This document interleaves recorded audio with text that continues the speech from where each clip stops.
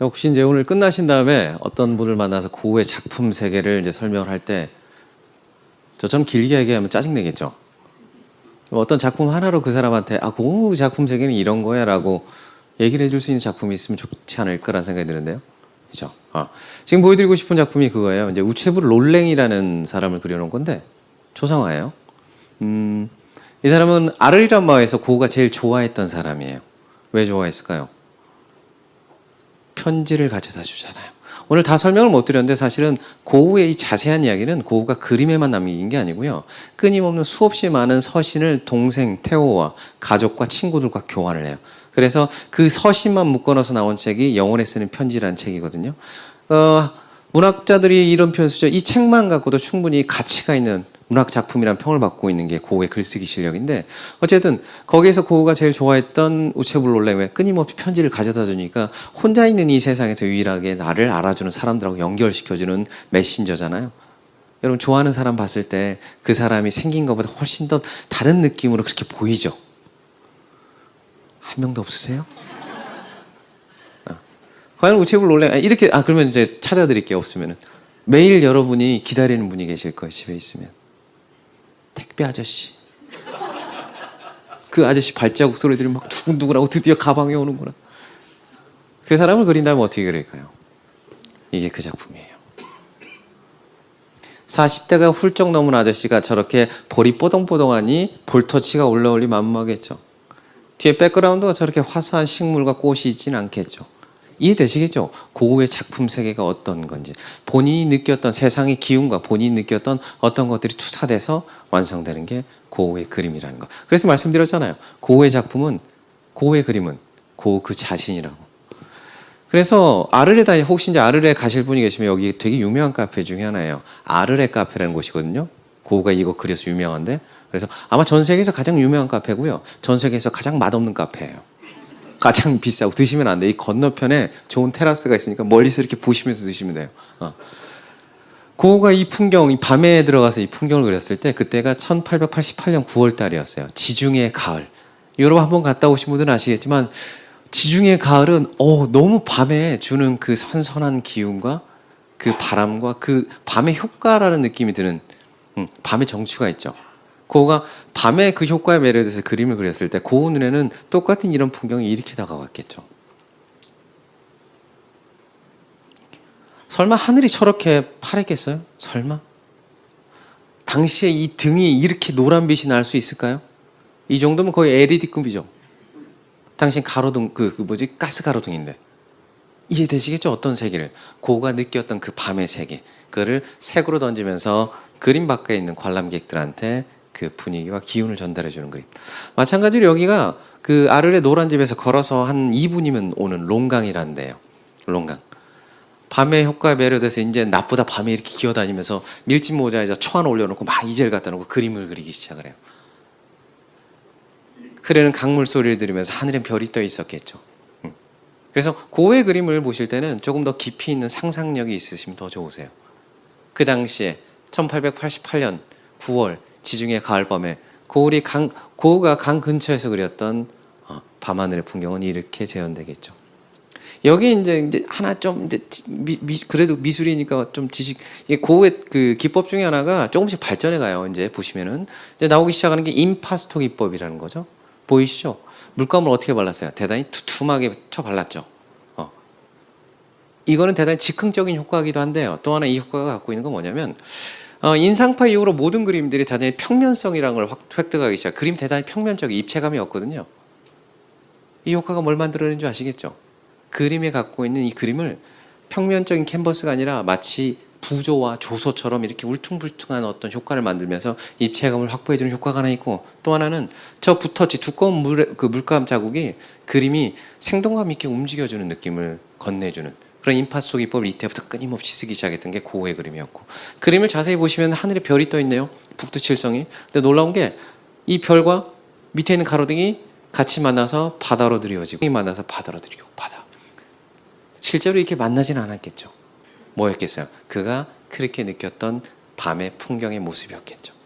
근데 이 그림을 보고 있으면 하나 느껴지는 게 뭐냐면 저는 이 양반이 지금 삶은 여전히 녹록지 않지만은 뭔가 설레고 있다는 게 전 느껴지더라고요. 이 사람이 지금 이 그림을 그리고 있는 순간 현실은 여전히 비루하지만 뭔가 이 사람을 들뜨게 하는 게 있구나. 그게 뭐였냐면 아르레, 혼자 있는 아르레 같이 그림을 그리러 누가 온대요. 여러분 많이 들어보셨을 거예요.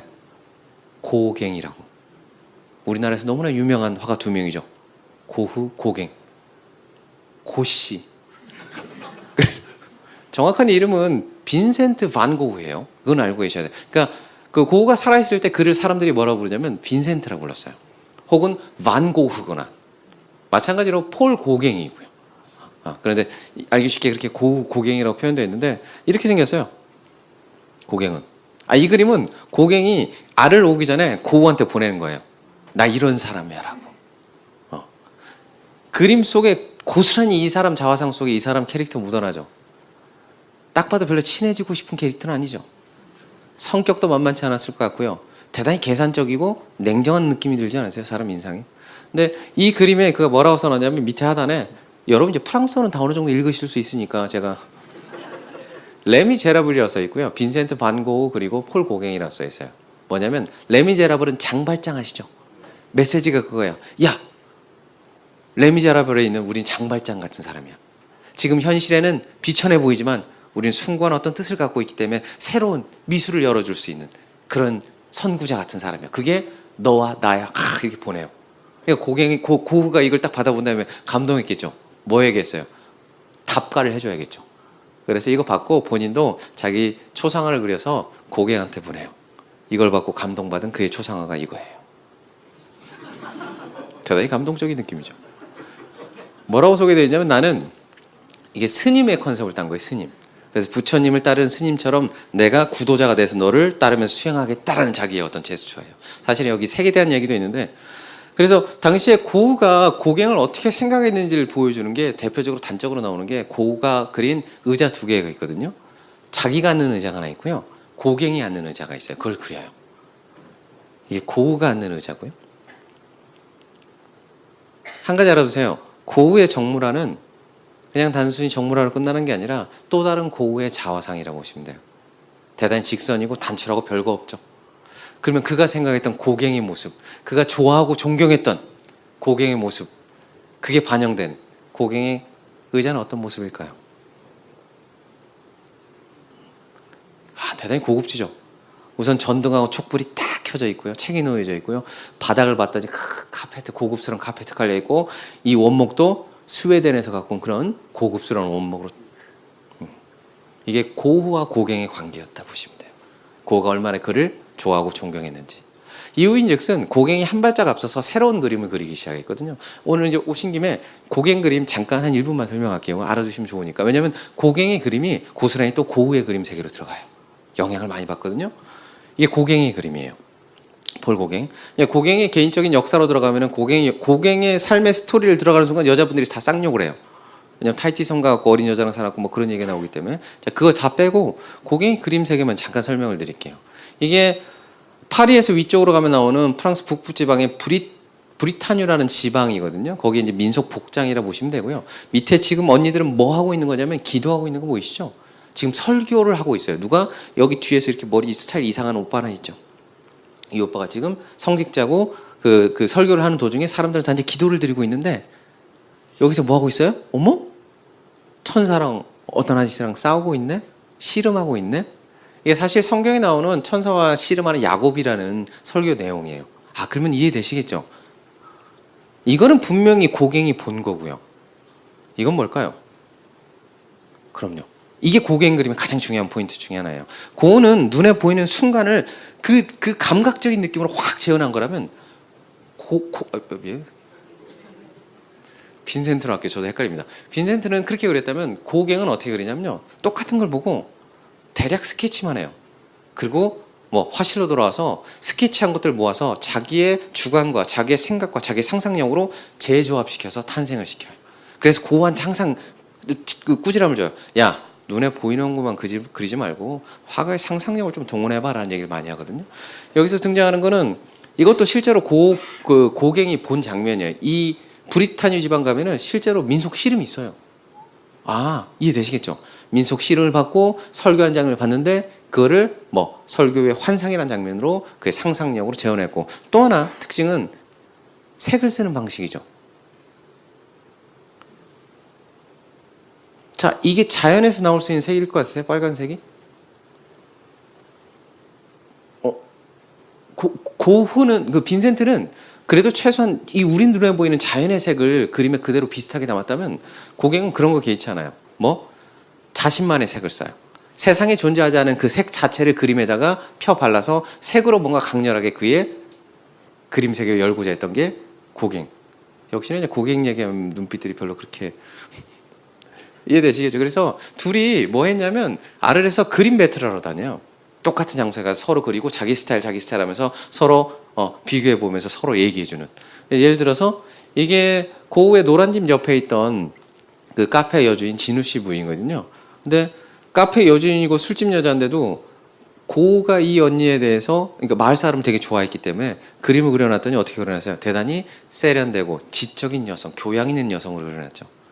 근데 고갱은 온 지 얼마 안 된 다음부터 여기 오기도 싫었는데 이 마을 사람도 오는 게 시골 애들이라 꼴보기 싫은 거예요.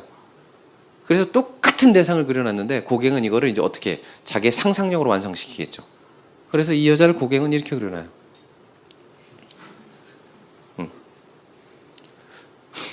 개인적으로 여자 얼굴을 이렇게 음흉하게 그리기 쉽지 않거든요. 보이세요? 표정 대단히 음흉하죠. 왜 그러냐면 뒤에 내용이 있어요. 여기 아까 우체부 롤랭이고요. 이게 친구예요. 뭐 하고 있냐면 당시 율랑녀들이거든요. 그 카페이자 술집에서 율랑녀들하고 이제 뭔가 협상을 하는 중이에요. 그러니까 이 여주인이 눈빛이 이 얘기를 하고 있는 거죠. 야, 내가 너네가 뭐 하는 거 다 아는데 내가 모르는 척 해줄게. 라는 어떤 그런 그림으로 탄생시킨 거죠. 느껴지시죠? 둘이 갖고 있는 그림의 철학과 세계관과 기법이 달라지기 시작한 다음부터 슬슬 좋았던 것들이 이제 틀어지기 시작을 해요. 밥 먹고 대립을 끊임없이 가다가 결국은 그 갈등의 절정에 도달했을 때 둘은 심한 말다툼을 하고요. 그때 고흐가 승리를 이기지 못해서 귀를 잘라버립니다. 그러니까 고갱은 그 모습 보고 경악 치를 떨겠죠. 뭐 이런 미친 개또라이가 있어 하면서. 그래서 고갱이 그랬을 거라고요. 제가 그런 게. 그래서 짐을 싸서 아르를 떠나버리고 고우는 더욱더 미쳐가는 거죠. 왜? 마지막 희망이었거든요. 고갱이. 누구도 자기와 함께 해주지 않았던 화가 공동체를 해줄 수 있는 사람이었는데 그가 떠났고 본인은 귀를 잘랐기 때문에 마을 사람들이 손가락질해요. 저 미친놈. 얼마 전까지 그렇게 좋았던 사람들이 그를 기피하기 시작하고 심지어 경찰에까지 신고를 하게 돼요. 이게 이제 마지막. 이거 고흐예요. 누가 그려준 거냐면 이 그림은 고갱이 그려준 거예요. 빈센트를. 그러니까 대단히 모욕적인 그림이에요. 화가의 어떤 직업을 갖고 있는데 얼굴 보이세요? 술 만땅 먹어갖고 지금 눈 풀려가 있는 모습이고, 그가 그리고 있는 그 붓 보이세요? 세상에 저 얇은 붓으로 무슨 그림을 그릴 수 있겠냐요. 대놓고 까대고 있죠. 그리고 고흐가 그렇게 좋아했다는 해바라기는 뭐 흘러서 막 이렇게 비실비실한 느낌으로 그려놨고, 대단히 저는 모욕적인, 저만 이게 보이는지 모르겠는데 고흐가 팔레트 들고 있거든요. 이게 팔레트인데 손가락인데 엄지손가락 위치가 참 절묘한 데 있어요. 남자의 그 중심 부위에 있죠. 의도적인 거예요, 대단히. 이 자식. 그래서 고흐도 이 그림을 보고 이제 얘가 나를 어떻게 생각하는지 뚜렷하게 알게, 둘은 그 갈등의 파국을 향해서 치닫게 돼요. 그리고 귀를 자른 다음에 저는 참 이게 고흐가 놀라운 게, 이게 그 생레미 정신병원으로 스스로 이제 들어가거든요. 이게 복도예요. 생레미 정신병원 복도인데 이 복도를 들어갔을 때 고흐는 어떤 상태였을까? 과연 놀랍게도 얘는 그 절망 상태에서도 신기하게도 그림을 그려요. 그걸. 우린 절망 상태에 넣으면 퍼져버리잖아요. 신기하게도 얘는 그 열정이 그 상태에서 계속 올라와요. 귀를 자르고 마을 사람들한테 배신당한 듯한 추방을 당했던 고흐가 여기 들어왔을 때 이 풍경은 고흐한테 어떻게 와닿았을까? 그게 그림에 나오죠. 이게 이렇게. 전 이 그림 보는 순간 딱 그 느낌이 들었어요. 왜 사람들이 공황 상태에 빠졌을 때 있죠. 어떤 절벽 벼랑 끝에 서 있을 때 느껴지는 어떤 그런 그 감각, 패닉 상태. 제가 학창 시절에 저기 전학을 중학교 1학년 때 딴 데로 갔을 때 그 넓은 복도를 따라서 그 낯선 공간을 선생님을 따라서 걸었던 저는 그 느낌이 확 올라왔고요. 마치 지옥으로 들어가는 길 같지 않으세요? 제 친구는 이걸 항상 그런 얘기를 하더라고요. 자기도 이런 경험을 한 적이 있다고 보면서. 자기 결혼식장 들어갈 때 딱 이 느낌이었다고. 왜 안 잡아줬냐고 저한테. 그런 상태에 있으면서도 그림을 그렸다는 게 고우의 자화상이에요. 느껴지시죠? 눈 색깔 보이세요? 얼굴 보고 있으면 딱 느낌 드시죠? 방금 봤던 그 고우가 아니라는 느낌. 나이를 한 20살은 훌쩍 먹어버린. 정말 저렇게 늙었을까요? 아니면 본인이 그렇게 느꼈을까요? 배경을 봐도 배경이 선이 두 개로 나눠져 있죠. 그가 지금 어떤 정신분열적인 상태에 놓여 있다는 그 자체도 귀를 잘린 다음에도 그림을 그렸던 게 고우의 그림에 대한 열정이었다라고 저는 생각이 들어요. 그래서 이번에 들려드릴 음악은 브람스의 피아노 4중주고요. 이게 들어보시면은 저도 이제 음악에 대해서 잘 모르는데 그런 말씀을 하시더라고요. 마치 고갱과 고우 사이의 어떤 만남과 그리고 반목과 대립 그리고 치열한 어떤 싸움 그리고 그 마지막 결투를 향해서 가는 어떤 절정 그거를 악기로 서로 부딪히고 화합하면서 끌고 가는 음악 중에 하나가 브람스의 이 작품이라고 그러더라고요. 그래서 한번 그림과 같이 고우와 고갱을 생각하시면서 한번 같이 감상해 보시면 좋을 것 같습니다.